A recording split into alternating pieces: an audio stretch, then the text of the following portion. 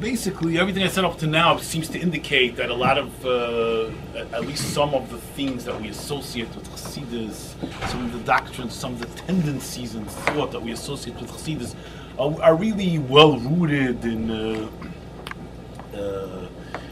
the mystical tradition and are pretty much universally accepted and so on. So I want to stress that right now. Like I want to stress the way in which Chassidus could be viewed. A lot of what we think of as Chassidus could easily be viewed as consistent and continuous with the rabbinic tradition and being rooted in what came before. And it's not necessarily true. It's not all so revolutionary and so on.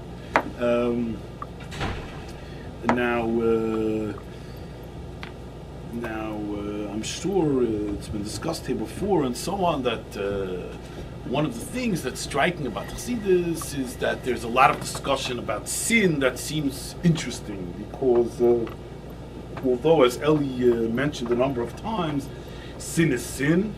I know that not everyone in this room agrees with that, but we'll go with that. That sin is sin, even for the Chassidim, sin is sin, even though things are cast in a somewhat different light, still sin is forbidden and so on. However, there seems to be a lot of stuff about looking at sin in a different way, not being willing to see almost anything as absolutely evil, always seeing some light even in the dark places and so on. There seems to be a lot of that, like the Baal Shem Tov said, that evil is only like a seat for good and so on.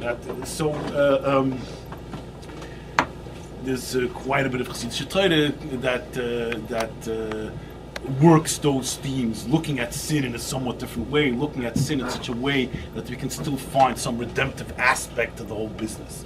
So basically, I just wanted to say that you could find such things in Chazal.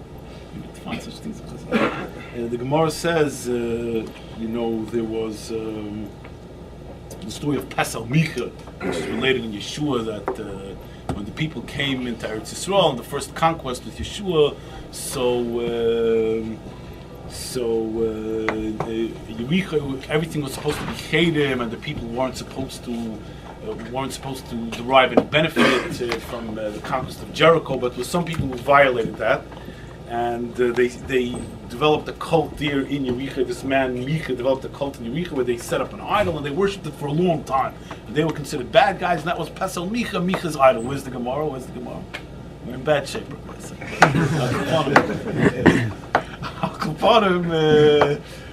The Gemara says that what? The story is all in Shoftim. In Shoftim, right? Not in Shoftim. Thank you. I know what the Gemara is. I know what the Pasuk is.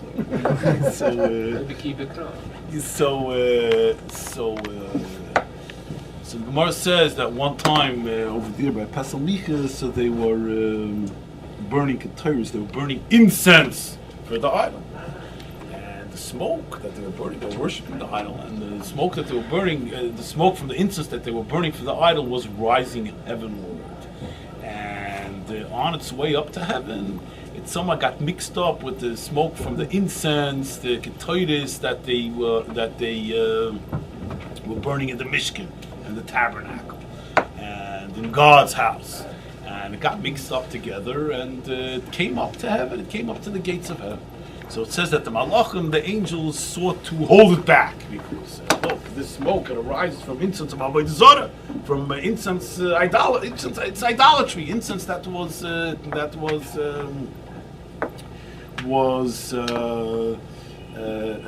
offered up to an idol. So it says that Kadosh Baruch Hu, the Lord, said to the Malachim that this smoke must be allowed to enter the gates of heaven and come before the Kisei, come before the throne of glory, because these people worship this idol. Pesel Micha says,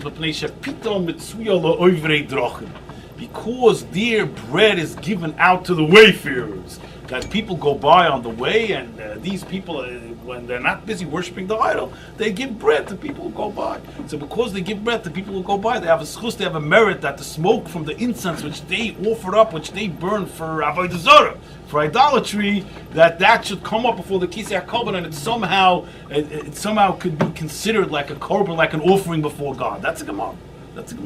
So it says here that, and it's basically astonishing. I mean, we're talking about avodah zarah. I mean, we're talking about idolatry, which is like the ultimate sin, right? What could be a greater sin in this monotheistic ballpark? What could be a greater sin than worshiping other gods, right? But from Destwegen, nevertheless, the Gemara says that HaKadosh Baruch Hu said, the Lord said that the smoke from this incense shall be allowed to enter the gates of heaven and come before the throne of glory, shall be looked upon as an offering before God, because these people, sinners though they are, idolaters though they are, they show kindness to other people. Because they show kindness to other people, their religious devotions, though they be directed to idols, somehow they have to be mixed in with smoke from the Ketores, but still at all. It's a Gemara.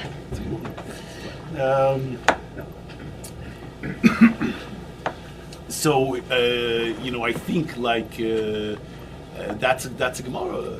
I think a Misnagos would have a lot more trouble with that Gemara than a Chassid, right? That's a Gemara. And there's another Gemara, I think, in the beginning of Masechtas Shabbos, where it says that one Amoira said to another Amoira, about a third Amoira, he said that he's Gever T'chil Chatoy. That he's very big, he's a Gever T'chil Chatoy, and he's a man who fears sin. He fears to sin. Madrege. He's on a high spiritual level. He truly fears to sin. He watches himself all the time that he shouldn't chas v'shalom fall into sin. So the other guy said, you give him compliments. I'll also give him a compliment. The other Amoria said, Barur Yinu. He's mentored. He's a Talmid Chacham. He knows a lot of Torah. So the first Amoria told him back, I'm telling you that he's a person who fears sin. And you're telling me that he knows a lot of Torah. That's the Gemara.